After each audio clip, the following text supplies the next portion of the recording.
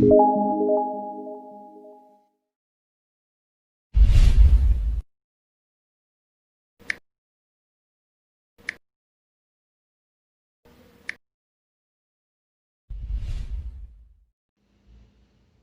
paz do Senhor, irmãos, louvado seja o Senhor por mais uma oportunidade que nós temos de estarmos aqui para dar continuação ao nosso estudo. Que o Espírito Santo de Deus nos ajude a compreendermos a vontade dEle, aquilo que Ele tem para nós.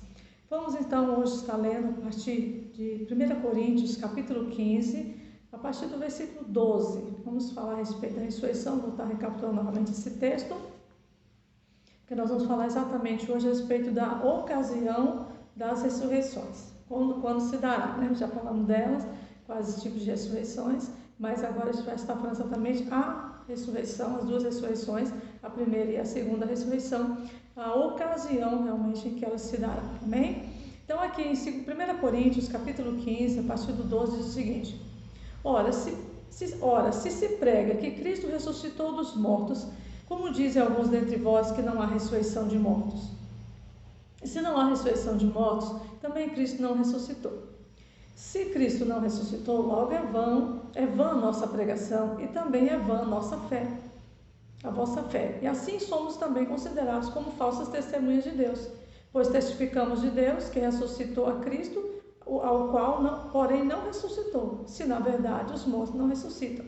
Porque se os mortos não ressuscitam, também Cristo não ressuscitou. E se Cristo não ressuscitou, é vã a vossa fé, e ainda permaneceis nos vossos pecados. E também os que dormiram em Cristo estão perdidos. Se esperamos em Cristo só nesta vida, somos os mais miseráveis de todos os homens. Mas agora Cristo ressuscitou dos mortos e foi as primícias dos que dormem. Porque assim como a morte veio por um homem, também a ressurreição dos mortos veio por um homem. Porque assim como todos morrem em Adão, assim também todos serão vivificados em Cristo. Então aqui nós observamos que exatamente a respeito da ressurreição estava existindo um questionamento, uma dúvida se existia ou não ressurreição. Então agora Paulo vai dizer, olha, se prega que Cristo ressuscitou, como alguns dizem, como alguém ousa dizer que não existe ressurreição dos mortos? Bom, então, se não há ressurreição dos mortos, então Cristo não ressuscitou, porque Cristo foi as primícias, né? O primogênito dentre os mortos. A ressurreição de Cristo é chamada das primícias, né? Então, o que acontece?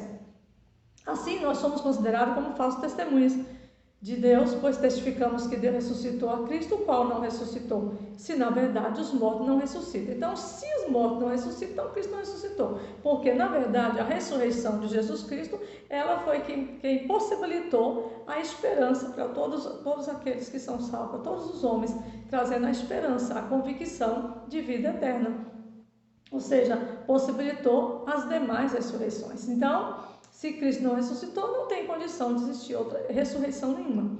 E ele fala, se Cristo não ressuscitou, é vã a vossa fé e ainda permanecer nos vossos pecados. Ou seja, por mais que se vivesse uma vida aqui focada em Cristo, mas se Jesus não vai ressuscitar, se Jesus não ressuscitou e nós não vamos ressuscitar, então permaneceríamos mortos nos nossos pecados. Ou seja, separados de Deus, separados de Cristo. Aí ele coloca aqui, e também os que dormiram em Cristo estão perdidos. Se não existe ressurreição, então aqueles que dormiram em Cristo, porque na verdade dormir em Cristo significa aqueles que dormiram, morreram, partiram daqui na convicção de vida eterna em Cristo, de estarem e viverem eternamente com Ele, estão perdidos, porque se não existe ressurreição, se Cristo não ressuscitou, então estariam todos perdidos, né? Mas agora, e ele fala aqui, mas se esperamos em Cristo só nesta vida, somos os mais miseráveis de todos os homens.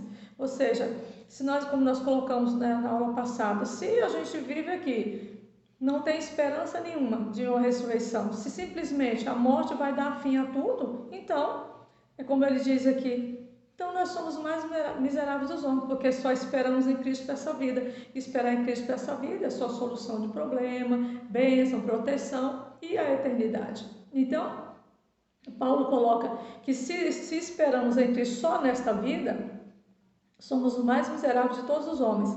Paulo se considerando, se colocando também fazendo parte desse grupo de homens que seriam os mais miseráveis, se estivesse esperando só para a vida, só nesta vida aqui. E Paulo, tanto que Paulo, antes de partir, ele realmente estava confiante nisso, porque ele diz: combati o bom combate, acabei a carreira e guardei a fé, e desde agora a coroa que me está guardada, né? Quer dizer, ele tinha convicção de estar com Cristo, não somente a mim, mas a todos aqueles quanto amarem a vida de Jesus Cristo. Então ele tinha convicção de estar com Jesus. Então, se ele esperar só em Cristo para essa vida, ele não teria condição de, no fim da vida, algum tempo antes da sua morte, falar isso, né? Se ele não tivesse essa convicção.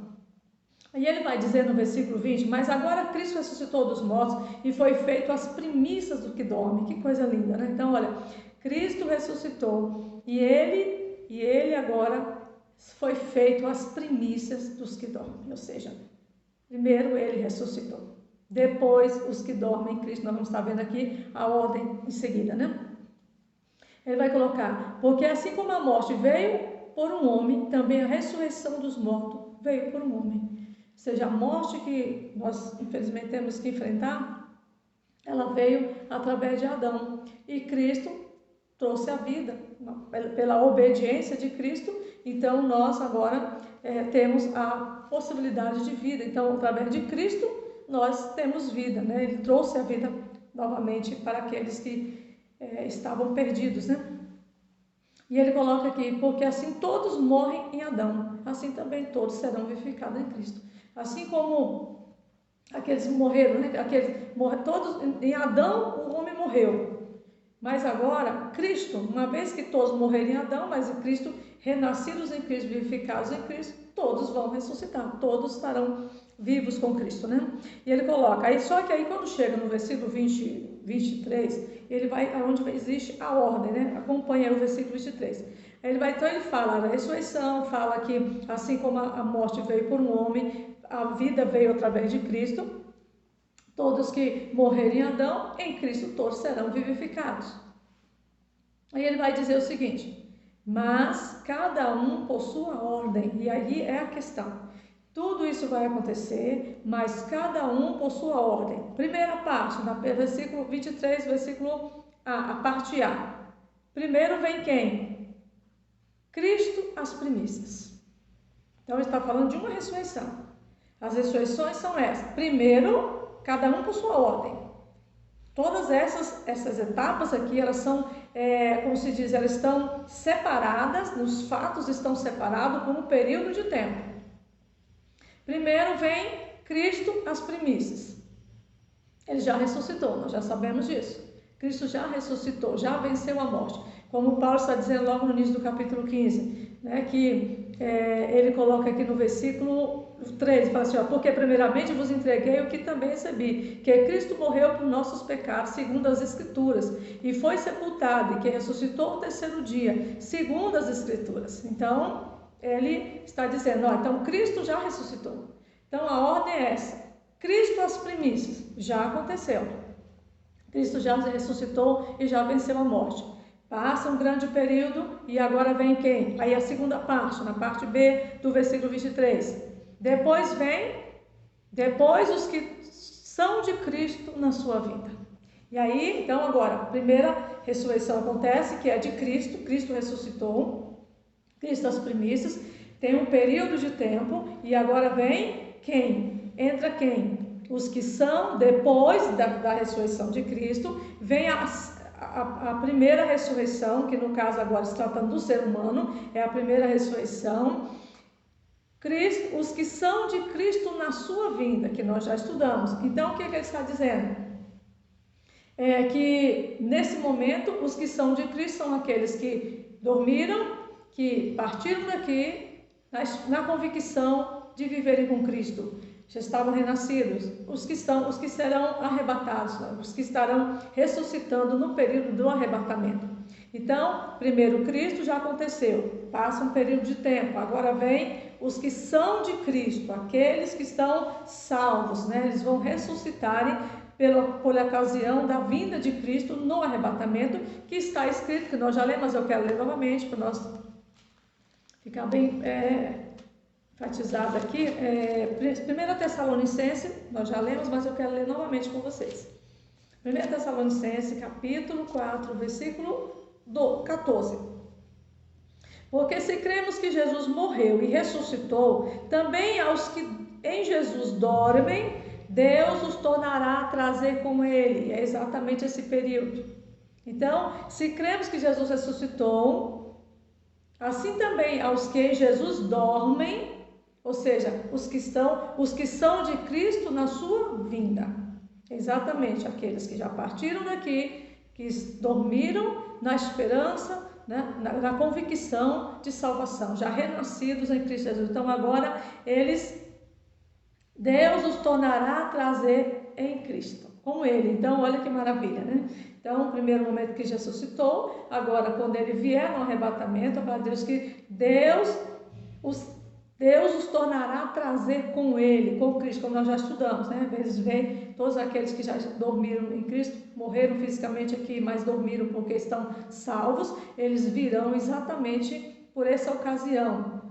As primícias já aconteceu, Cristo já ressuscitou, agora Cristo vem buscar a sua igreja, buscar a sua noiva, e nesse período, então, os que são de Cristo vão ressuscitar, que é a primeira ressurreição, que nós trabalhamos muito bem a respeito da primeira ressurreição.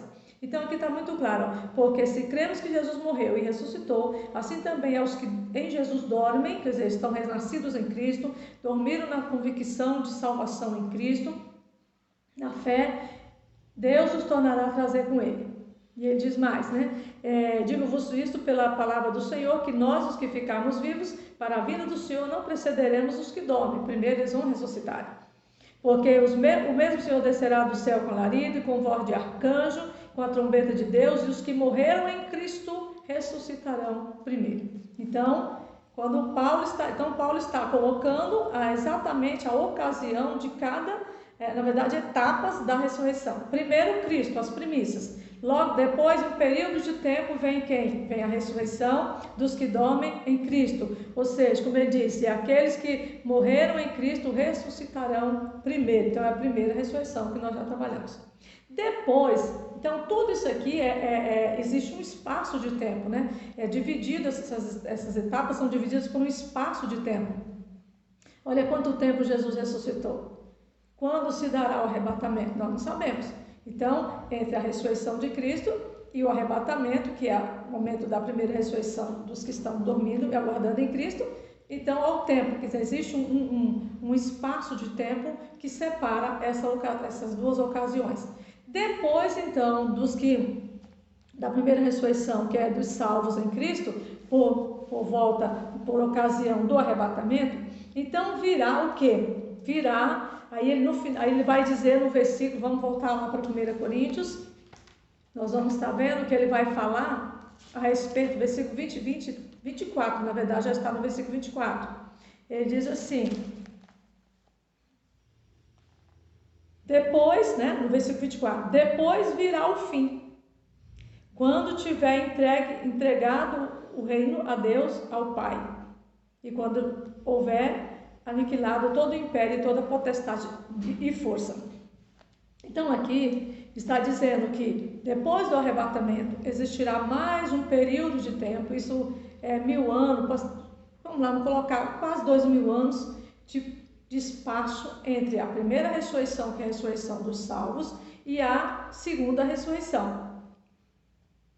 Porque aí, tanto que ele vai dizer, então virá o fim. Tem uma versão que diz então virá, outra diz depois virá, né? Tem duas versões aí. Então ele diz aqui, ó, então virá o fim, ou depois virá o fim, quando Cristo entregar o reino a seu Pai. Então aqui será quando? Exatamente o que nós vamos ver agora, acompanhe lá em Apocalipse capítulo 20, vamos lá, Apocalipse capítulo 20. Exatamente quando vai acontecer esse período. Versículos 5, 11 e 13. No versículo 5 diz assim, vamos ler o 4 que nós entendemos. E vi os tronos e assentados sobre eles aqueles a quem foi dado o poder de julgar, e vi as almas daqueles que foram degolados pelo testemunho de Jesus, pela palavra de Deus, que não adoraram a besta nem a sua imagem, não receberam o sinal na testa nem na mão, viveram e reinaram com Cristo durante 1000 anos. Aqui exatamente esse pessoal, que nós sabemos que a primeira ressurreição, já falei, ela está dividida em 2 etapas. Primeira parte agora no arrebatamento, quando Cristo descer, aqueles que estão dormindo vão ressuscitarem. E quando Cristo vier, né, para implantar o reino milenar, dar fim à grande tribulação, nesse período, aqueles que morreram, que foram salvos na grande tribulação, eles vão ressuscitar exatamente nesse momento, para participarem, né, do reino milenar. Aí no versículo 5 vai dizer o seguinte: mas os outros mortos não reviveram, até que os 1000 anos se acabaram. Esta é a primeira ressurreição. Então, aqui, esse povo que ressuscita no período em que Cristo está vindo para dar fim à grande tribulação e implantar o reino milenar, que são aqueles que morreram na grande tribulação, que foram salvos, que não negaram a Cristo, não aceitaram o sinal da besta, esses vão então ressuscitar nesse período, quando Cristo estiver vindo para dar fim à grande tribulação e implantar o reino milenar. Então diz, esse povo, tanto os que foram no arrebatamento, quanto os que no finalzinho da grande tribulação, esses todos estão fazendo parte da primeira ressurreição. Aí ele diz, mas os outros não reviveram, até que os 1000 anos se acabaram. Esta é a primeira ressurreição. Aí no versículo 6 diz, então às vezes você percebeu, os outros não reviveram. E aí é onde que Paulo diz, então virá o fim. Quando chega esse período de então virar o fim, quando diz aqui, quando Cristo entregar o reino a seu Pai, que seria o quê? O reino milenar, nesse período então vem o fim. Por quê? Porque agora vem o quê? No versículo 6 diz o seguinte, bem-aventurado e santo aquele que tem parte na primeira ressurreição. Sobre este não tem poder a segunda morte, mas serão sacerdotes de Deus e de Cristo e reinarão com ele 1000 anos. Né? Então, na verdade, bem-aventurados são aqueles que estarão ressuscitando na primeira ressurreição. No versículo 11, agora vamos ver o que diz. E vi um grande trono branco e o que estava sentado sobre ele, de cuja presença fugiu a terra e o céu, e não se achou lugar para eles. E vi os mortos, grandes e pequenos, que estavam diante do trono, e abriram-se os livros, e abriu-se outro livro, que é o da vida, e os mortos foram julgados pelas coisas que estavam escritas nos livros, segundo as suas obras. No versículo 13, e deu o mar aos mortos que nele havia, e a morte e o inferno deram os mortos que neles havia, e foram julgados cada um segundo as suas obras. Aqui está. Por que fala do fim? Então, no fim, depois do reino milenar, entre um e outro, lembrando que um período depois da ressurreição de Cristo, as primícias, um espaço, depois do arrebatamento, um espaço ali, né, de praticamente 7 anos ali para poder a outra parte dos salvos se ressuscitarem. E aí, então, depois da primeira ressurreição, então, todo o reino milenar, tudo o que vai acontecer, por isso que fala o fim, porque vai ser exatamente no momento em que todos que morreram sem esperança, morreram sem Cristo, terão que comparecer diante do trono branco. Então, por isso que fala o fim. Então, essa é a segunda ressurreição. Só que a segunda ressurreição, ela se dará no espaço de quase 2000 anos aí, espaço, dá para se dizer logicamente o tempo, né? Porém, está deixando claro, enquanto não acabar os 1000 anos, não, porque só depois de acabar os 1000 anos, o reino milenar, quando Jesus entregar o reino ao Pai, enfim, tantas coisas vão acontecer ainda, aí nesse período então é que vai existir a segunda ressurreição, no fim, porque está dizendo, quando todos os que morreram, como diz o mar, o inferno, todos vão jogar para fora, porque todos que morreram sem Cristo vão comparecer diante do trono branco, diante do juízo final. Então, aí está. E como ele diz, bem-aventurado aquele, o santo que tem parte na primeira ressurreição. Então, amado, minha irmã, meu amado, você que talvez nem conheça, não conhecia, embora eu acho até difícil nos dias de hoje alguém não conhecer, mas porventura você não sabia disso, eis uma oportunidade que nós temos para nos preparar, porque isso é real, vai acontecer. Se não existisse ressurreição, o que estaríamos esperando? Que esperança nós tínhamos? Que alegria nós tínhamos se simplesmente Cristo morreu e está no túmulo? Não, Cristo morreu, primeiro as primícias foi ele, já ressuscitou, agora então ele vai trazer, né? Deus trará com ele todos aqueles que morreram, que dormiram com ele, né? Na convicção, na certeza de vida eterna. E depois então, só depois, no fim, é que existirá a segunda ressurreição. Daqueles que dormiram, que partiram daqui, que não dormiram, mas partiram, que morreram sem esperança, que morreram sem salvação. Essas pessoas todas vão ressuscitar em um só dia, para estar diante do juízo final. E aí a Bíblia diz, então virá o fim. Então, irmãos, neste momento eu quero que você reflita. Isso é muito importante. A palavra de Deus, ela é a verdade. Se eu crer, ela vai se cumprir, glória a Deus. Se eu não crer, também vai se cumprir. Então, a questão é, você vê que as etapas da ressurreição, das ressurreições, elas se dão por um espaço de tempo entre uma e outra, porém, elas vão acontecer. Já aconteceu de Cristo, acontecerá aqueles dos que dormiram em Cristo, dos que vão dormir em Cristo, e acontecerá a segunda ressurreição, que ele diz que a quem ressuscita na primeira não terá força nem poder sobre essa pessoa a segunda morte. Então significa que a segunda ressurreição, ela será realmente para aqueles que estarão perdidos, para aqueles que morreram sem Cristo, porque irão comparecer diante do trono branco do juízo final. E depois nós sabemos que depois de lá serão lançados no lago de fogo e enxofre. Então, por isso, irmãos, eu gostaria de refrisar novamente uma mesma frase que eu gosto muito dela, de falar disso. Eu não consigo imaginar,